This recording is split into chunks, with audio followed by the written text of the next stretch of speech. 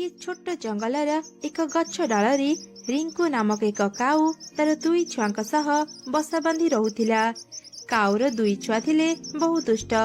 ସେମାନେ ତାଙ୍କ ମାର କଥା ଜମା ବି ଶୁଣୁ ନଥିଲେ ଆଉ ସବୁବେଳେ ଖାଇବା ନଷ୍ଟ କରୁଥିଲେ। କିଛି ଦିନ ପରେ ସେ ଜଙ୍ଗଲକୁ ଗୋଟେ ମିଟୁ, ଗୋଟେ ପାରା ଆଉ ଗୋଟେ ମିନୁ ଚଢେଇ ରହିବାକୁ ଆସିଲେ।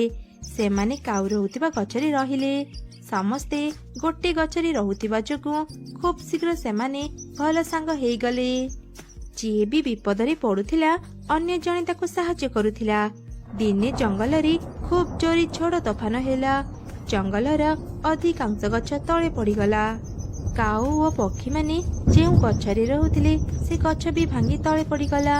ଗଛ ତଳେ ରିଙ୍କୁ କାଉର ଛୁଆମାନେ ଅଟକି ଗଲେ। ସେମାନେ ବାହାରକୁ ଆସି ପାରିଲେନି। ଦୁଇ ଛୁଆ ମା ବଞ୍ଚାଅ ବୋଲି ପାଟି କଲେ। ମୋ ଛୁଆମାନେ ଗଛ ତଳେ ରହିଗଲେ, କେହି ତ ମୋ ଛୁଆମାନଙ୍କୁ ବଞ୍ଚାଅ। ମିଟୁ ମଧ୍ୟ ଗଛ ତଳେ ଚାପି ହେଇଯାଇଥିଲା। ସେ ବହୁତ କଷ୍ଟରେ ଗଛ ତଳୁ ବାହାରି କାଉର ଦୁଇ ଛୁଆଙ୍କୁ ଗଛରୁ ବାହାର କରିଦେଲା। କାଉର ଦୁଇ ଛୁଆ ଯେମିତି ଗଛରୁ ବାହାରି ଆସିଲେ ହଠାତ୍ ସେ ଗଛ ଉପରକୁ ବିଜୁଳି ମାରିଲା। ଗଛ ସହ ମିଟୁ ବି ପୋଡ଼ିଗଲା। ମିଟୁର ଛୁଆ ଏସବୁ ଦେଖି ବହୁତ କାନ୍ଦିଲା। ମା, ମୁଁ ତୋ ବିନା କେମିତି ବଞ୍ଚିବି? ଶେଷ ଥର ପାଇଁ ମୁଁ ତୋତେ ଦେଖି ବି ପାରିଲିନି।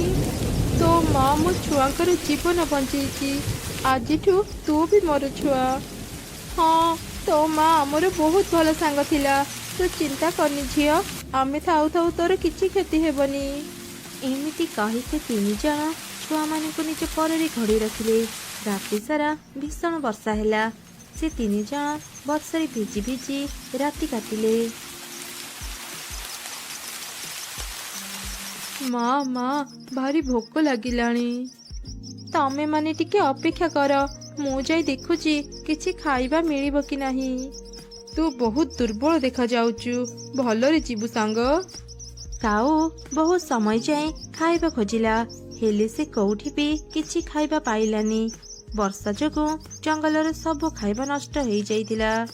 ରାତି ସାରା ଭିଜିବା ଯୋଗୁଁ କାଉ ବହୁତ ଦୁର୍ବଳ ହେଇଯାଇଥିଲା। ସେ ବେଶୀ ଉଡ଼ି ପାରିଲାନି। ଶେଷରେ କାଉ ଏକ ନଦୀରେ ପଡ଼ିଗଲା ଆଉ ତାର ଜୀବନ ଚାଲିଗଲା। ବହୁତ ସମୟ ଯାଏଁ ଯେତେବେଳେ କାଉ ନ ଫେରିଲା, ପାରା କାଉକୁ ଖୋଜିବା ପାଇଁ ଜଙ୍ଗଲ ଭିତରକୁ ଗଲା। କିଛି ଦୂର ଗଲା ପରେ ସେ କାଉକୁ ନଦୀରେ ପଡ଼ିଥିବାର ଦେଖିଲା। କାଉର ଅବସ୍ଥା ଦେଖି ସେ ଦୁଃଖରେ ଭାଙ୍ଗି ପଡ଼ିଲା। ସାଙ୍ଗ, ତୁ ସବୁଦିନ ପାଇଁ ଆମକୁ ଛାଡ଼ି ଚାଲିଗଲୁ। ଏବେ ମୁଁ ତୋର ଛୁଆମାନଙ୍କୁ କଣ ଉତ୍ତର ଦେବି?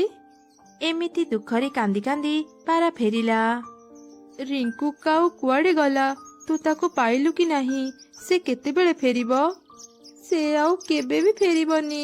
ଏମିତି କାନ୍ଦି କାନ୍ଦି ପାରା ସବୁ କଥା ସମସ୍ତଙ୍କୁ କହିଲା। କାଉର ଦୁଇ ଛୁଆଙ୍କ ସହ ସବୁ ପକ୍ଷୀ କାନ୍ଦିବାକୁ ଲାଗିଲେ। ଏ ଜଙ୍ଗଲରେ ଆଉ ଖାଇବା ନାହିଁ। ଏଠି ବେଶୀ ଦିନ ରହିଲେ ଆମେ ନ ଖାଇ ନ ପିଇ ମରିଯିବା। ଚାଲ ଆମେ ଆଉ ଗୋଟେ ଜାଗାକୁ ଯାଇ ରହିବା। ସବୁ ପକ୍ଷୀ ପାରାର କଥାକୁ ମାନି ସେଠାରୁ ଉଡ଼ି ଚାଲିଗଲେ। ବହୁତ ଦୂର ଗଲା ପରେ ବି ସେମାନେ କିଛି ଖାଇବାକୁ ପାଇଲେନି। ସମସ୍ତେ ବହୁତ ଥକି ଯାଇଥିଲେ। ଆରାମ କରିବା ପାଇଁ ସେମାନେ ଗୋଟେ ଗଛରେ ରହିଲେ। ମୁଁ ବହୁତ ଥକି ଯାଇଛି, ମୁଁ ଟିକେ ଶୋଇବି। ହଁ ପାରା, ତୁ ଆରାମ କର, ମୁଁ ଛୁଆମାନଙ୍କୁ ଜଗିଛି। ଏମିତି ସନ୍ଧ୍ୟା ହେଇଗଲା। ଛୁଆମାନେ ମିନୁ ଚଢ଼େଇକୁ ଖାଇବା ମାଗିଲେ। ପାରା ଉଠୁ, ଏତେ ସମୟ ଯାଇ ଶୋଇଛୁ, ଛୁଆମାନେ ଖାଇବାକୁ ମାଗିଲେଣି। ତୁ ଟିକେ ଛୁଆମାନଙ୍କ ପାଖରେ ରହ, ମୁଁ ଖାଇବା ଖୋଜିବାକୁ ଯିବି। ହେଲେ ପାରା ଆଉ ଉଠିଲାନି। ସେ ସବୁଦିନ ପାଇଁ ଶୋଇ ଯାଇଥିଲା। ଏମିତି ଦେଖି ମିନୁ ଚଢ଼େଇ ବହୁତ ଦୁଃଖୀ ହେଇଗଲା। ସେ କାନ୍ଦିବାକୁ ଲାଗିଲା। ହେ ଭଗବାନ, ଏ କଣ ହେଇଗଲା? ଏବେ ମୁଁ କଣ କରିବି? ମିନୁ ଚଢ଼େଇ ଛୁଆମାନଙ୍କୁ ବୁଝେଇ ତାଙ୍କୁ ଧରି ଖାଇବା ଖୋଜିବା ପାଇଁ ଚାଲିଗଲା।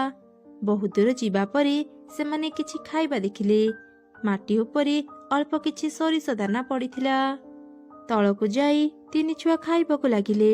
ମିନୁ ଚଢ଼େଇ ବହୁତ ଥକି ଯାଇଥିଲା। ସେ ତଳେ ପଡ଼ିଗଲା।